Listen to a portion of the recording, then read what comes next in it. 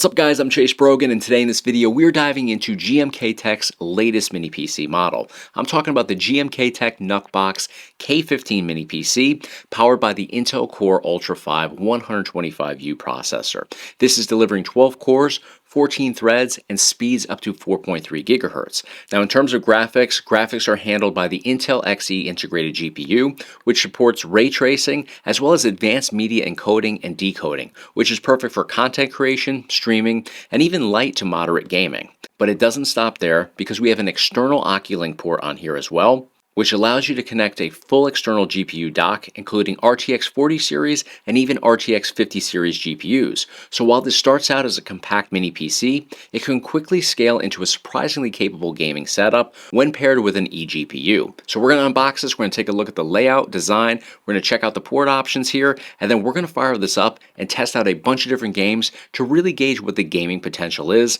on the K15 here from GMKTec. Alright guys, here is the box. Good sized box here, definitely larger than your typical mini PC. Now you can see the layout inside here of how everything is. So right over here, before we dive into the actual mini PC, let's see what is included. I assume this is where we're going to have our user manual and all that good stuff. So excellent. Here's our user manual, walks through the entire layout of the mini PC, outlines each of the ports, shows you how to set this up. It's in a bunch of different languages as well, so very thorough. Let's go into these compartments over here first to see what has been included along with the mini PC. So this looks like the power supply cable right here. So that's one side of the power supply cable. I assume then this is going to be the other end of the power supply cable. Perfect. All right, so we have a mounting bracket in there. This is great for mounting this to the back side of a monitor. If you wanted to mount this under a desk, at the side of a desk, you can easily go ahead and do that. We have an HDMI cable included in here as well. And then this is the other end of our power supply cable. So this end connects in there like that. This end is going to plug into your power outlet, and this side is going to connect over to your mini PC.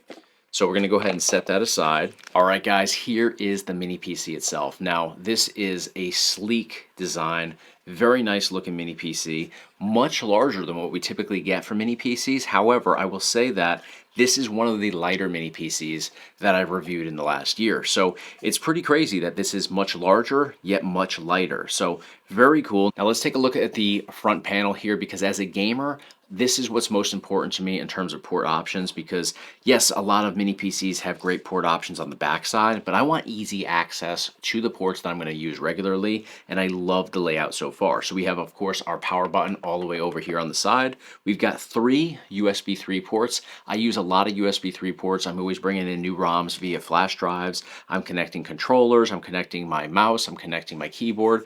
So I have easy access to everything here. If I wanted to bring in an external SSD or an external hard drive, I can easily connect over here as well. We also have a Type-C port located right on the front, followed by our headphone jack. So all of the necessities for gamers are found right on the front panel here. Now, nothing on this side, except we do have some rubber feet here. So you can actually set this up vertically like this, or set it up laid down like this. So whatever you want to do. Typically I'll leave it like this, but if I wanted to put this like on my mantle in my living room and game off of it, then vertical like this would probably be a sleeker sort of setup that takes up less real estate on my mantle. So love the fact that we have different options, and we do have, of course, the rubber feet here, which grab onto your surface effectively. You can see I'm trying to slide this, and it grips onto my desk very nicely. Same thing down here at the bottom. And I guess we'll go down to the bottom right now and check this out a little bit further. We have the 2 mounting holes right over here. So if you wanted to use the bracket, you can easily go ahead and line it up with those and install it on the back side of a monitor and in other various places. We also have the 4 rubber feet here as well. So this again grips onto your surface very nicely and effectively. We also have ventilation down here, and if you look into that grate, maybe a little bit hard for you guys on camera here to see this, but there is a cooling fan located right inside there. Now, other side here is just a finished off side, no ports or anything there. So we're going to go straight to the back side of the unit. So power supply cable connection right over here. We have another audio jack connection. We have a USB 4 port, which is of course Type C. We have an HDMI port. We have a display port. We have our Oculink port, which we mentioned before. Nice thing about this is it's already pre-installed. A lot of mini PCs don't come with the Oculink pre-installed. There's becoming more and more mini PCs that offer Oculink, but a lot of them you have to install that yourself. You'll see on the back side, a lot of them have the Oculink labeling, but they have like a little rubber stopper there, and then you'll find the Oculink floating around in one of the boxes where you have to install it yourself. You don't have to do that here. It's ready to go right out of the box. We also have 2 additional USB-A ports back here. They're not USB 3, just regular straight up USB-A. And then underneath this sticker, we have, oh nice, 2 Ethernet ports. I was figuring we had 1, but we have 2 Ethernet ports back here as well. So I'm gonna go ahead and put that, I'm not gonna be using Ethernet today, so we'll stick that back over there so no dust or debris gets stuck in there. But we have access to, between the HDMI display port, the USB 4 here, and then of course we have another USB 4 on the front right there. We have quadruple 4K display capabilities, which is pretty cool.